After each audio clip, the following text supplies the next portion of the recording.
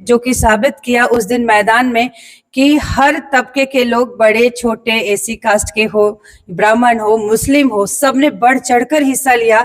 और सब जो राजनीतिक दल कहते थे कि यहाँ तो जातिवाद चलता है, उन सबको लोगों ने गलत प्रूफ। बिल्कुल महिलाएं खड़ी हैं। ये चीजें हम लोग जब गांव-गांव जाते हैं, औरतों से मिलते हैं और इस चीज को जब हम उठाते हैं तो वो खुद ही कहती हैं कि दुकानें तो बंद है लेकिन होम डिलीवरी चालू है।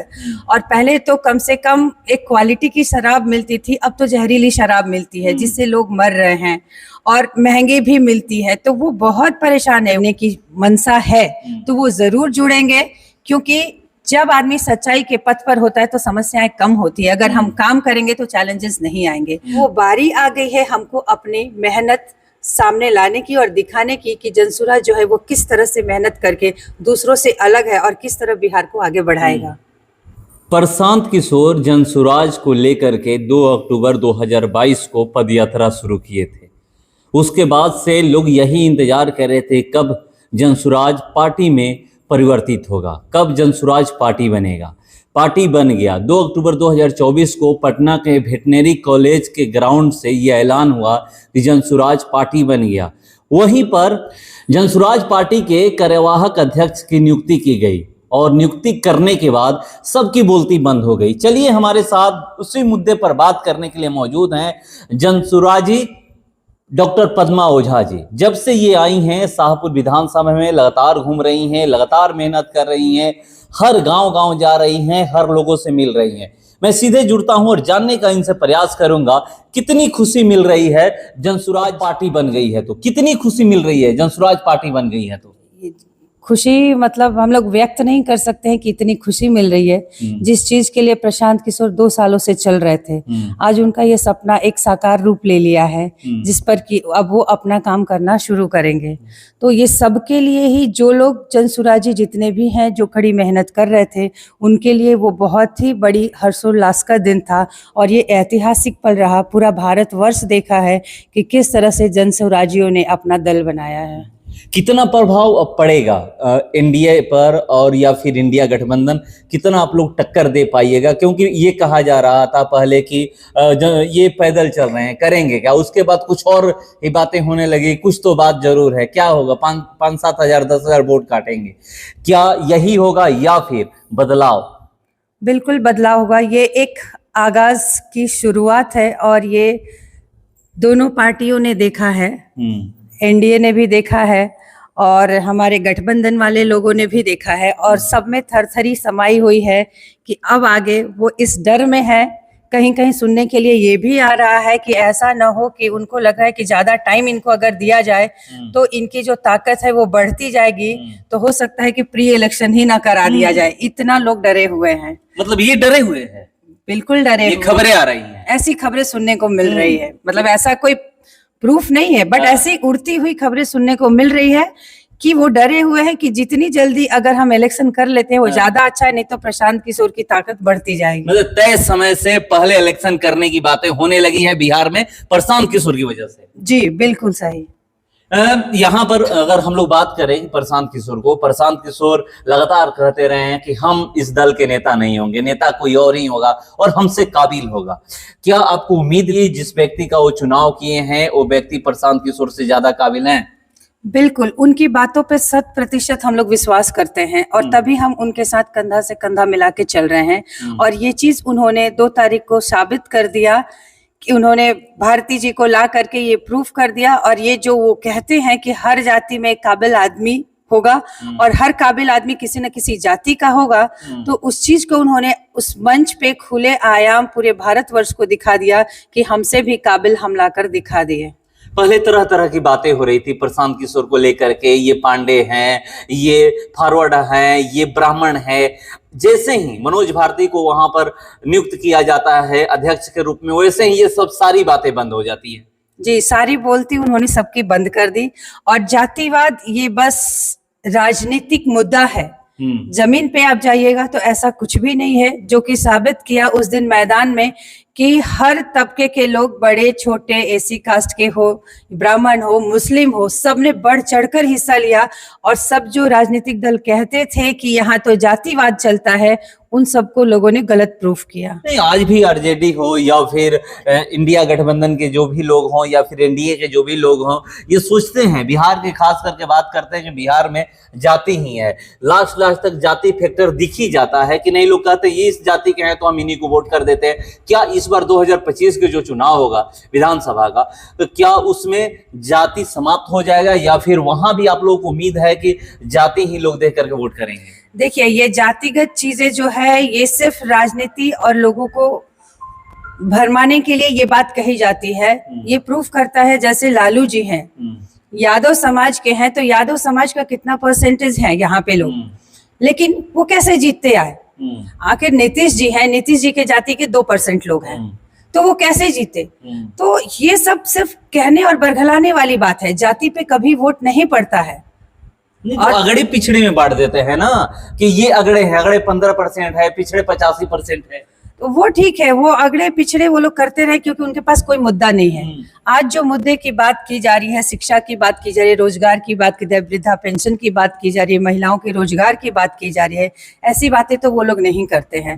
इन बातों को देख करके उनके पास कोई विकल्प ही नहीं बचा है, तो वो जातिगत विकल्प लेके आएंगे। उनको पास लगता है कि लास्ट ऑप्शन जो है लोगों को जाति के बीच भरमाए, लेकिन ये जाति वाली बात तो खत्म हो गई और जनता को समझ में आ गई है कि ये जो अभी तक की पार्टियां थी और सरकार थी, ये जाति और धर्म के नाम पर हमें बरगला रही थी। और उन्हें ये क्लियर समझ में आ गया है कि जाति और धर्म से परे भी एक धर्म है, वो है मानवता। और जो प्रशांत किशोर और जनसुराज जो है वो मानवता के राह पर चल रहा है। शराबबंदी को लेकर के बातें हो रही है, वो खुद बोले हैं कि शराबबंदी मैं समाप्त कर दूंगा अगर मेरी सरकार बनेगी तो।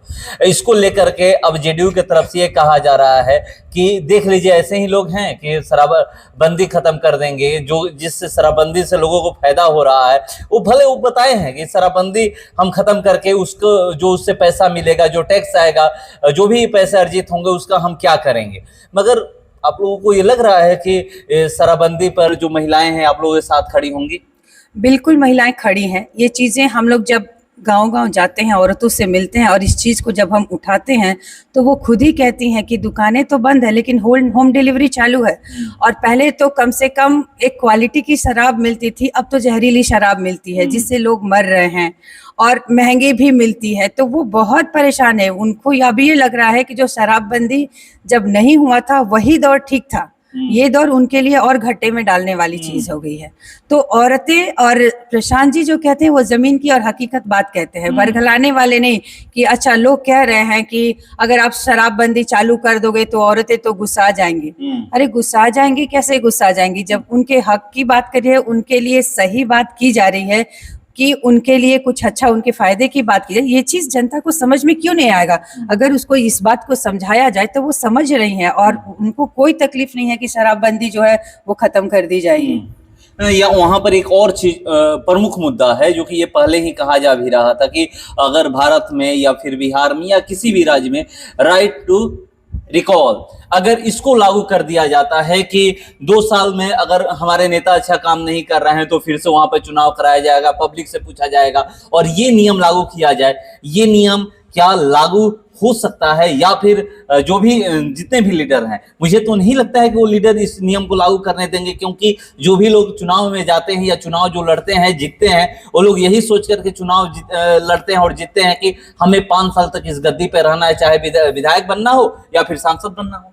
देखिए, जो आप कह रहे हैं राइट टू रिकॉल जो है ये बहुत ही सही मुद्दा है और ये हमारे संविधान में भी लिखा जा रहा है। ऐसा नहीं कि सिर्फ मुंह से बोला जा रहा है, मौखिक है, ये लिखित में आएगा और ये एक सही डिसीजन है। मुझे ऐसा लगता है कि ये बहुत अच्छा डिसीजन है ताकि जो काम नहीं करेगा उसको उसके पद से हटा दिया जाए। ये बहुत ही अच्छा फैसला है और ये लागू हो तो अच्छा है। डरे वो जो काम नहीं करते हैं, कम से कम डर के मारे लोग काम करे या जिससे डर हो वो आए ही ना, और ये बहुत जरूरी है और होना चाहिए। क्या जो ये राइट टू रिकॉल की बातें हो रही, इससे नेता या फिर जो भी कार्यकर्ता हैं जिनको चुनाव लड़ने की इच्छा है वो लोग आपकी पार्टी से जुड़ेंगे? अगर किसी के मन में सही मायने में सच्ची देशभक्ति है और अपने समाज के लिए कुछ कर गुजरने की मनसा है तो वो जरूर जुड़ेंगे, क्योंकि जब आदमी सच्चाई के पथ पर होता है तो समस्याएं कम होती है। अगर हम काम करेंगे तो चैलेंजेस नहीं आएंगे, और चैलेंज यही है काम करना, सच्चाई और ईमानदारी से काम करना।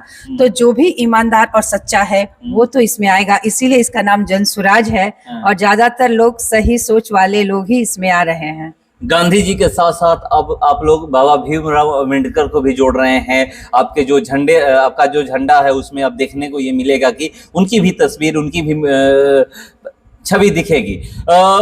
ये क्यों लाने की जरूरत पड़ी, क्यों? और वो बोले हैं कि ये मैं पूछ करके ये किया हूँ, जनता से पूछ करके, अपने लोगों से पूछ करके ये मैंने किया है कि गांधी जी के साथ। देखिए, गांधी जी जिनके आदर्शों पे हम चल रहे हैं और जिस संविधान को हम मानते हैं, उस महापुरुष की अगर तस्वीर हो, ये सही मायने में बिहार के नागरिकों की ये मांग है कि गांधी जी के साथ साथ अंबेडकर की भी तस्वीर होनी चाहिए, जिसको पूरी सभा में पारित किया गया है। तो देखिए पूरी सभा में क्या क्या पारित किया गया है। एक आखिरी सवाल, अब कैसे ग्राउंड पे आप मेहनत करिएगा, क्योंकि आप लोगों को टारगेट दिया गया है कि जो ज्यादा मेहनत करेगा, जिनके ज्यादा समर्थक रहेंगे, उसी को टिकट दिया जाएगा। देखिए, टारगेट ऐसा कुछ दिया नहीं गया है। हम लोग अपना गोल खुद सेट कर रहे हैं कि हमें क्या करना है, हमें कैसे दिखाना है, क्योंकि हमारी जो पार्टी है, जनसुराज जो पार्टी है, वो सबसे अलग है। और सबसे अलग इसलिए है क्योंकि यहाँ पे लोग ईमानदारी से मेहनत करते हैं, और वो बारी आ गई है हमको अपनी मेहनत सामने लाने की और दिखाने की कि जनसुराज जो है वो किस तरह से मेहनत करके दूसरों से अलग है और किस तरह बिहार को आगे बढ़ाएगा। तो मतलब टफ नहीं है, टारगेट कुछ नहीं दिया गया है। बिल्कुल टफ नहीं है। काम करने के लिए जब मैदान में उतर गए हैं तो टफ किस लिए है, चैलेंज तो लेना ही है। तो देखिए मुस्कुरा करके बोल रही है कि काम करने के लिए जब मैदान में उतर गए हैं तो चैलेंज तो लेना है। कोई भैया हमें काम करना है। और जनसुराज के तरफ से ये कहा गया, प्रशांत किशोर के तरफ से ये कहा गया है कि जाइए आप लोग फील्ड में मेहनत करिए। जो भी लोग हैं, मेहनत के बल पे ही टिकट मिलेगा। इंतजार करते हैं कि कैसे टिकट का वितरण होता है, कैसे बंटवारा होता है। मगर जनसुराज में जो जो बातें कही गई है, अगर वो धरातल पे लागू हो जाती है तो सही में आपको दिखेगा कि बिहार में बदलाव होने लगा है। अगर लोग कहते हैं कि चुनाव से पहले तो लोग वादे करते हैं, मगर ये लोग कह रहे हैं कि हम लोग चुनाव से पहले वादे नहीं कर रहे हैं, हम लोग वही कह रहे हैं जो हम लोग करने वाले हैं। इंतजार करते हैं 2025 का कि क्या होने वाला है। फिलहाल इस और इतना ही। बने रहिए हमारे साथ। नमस्कार।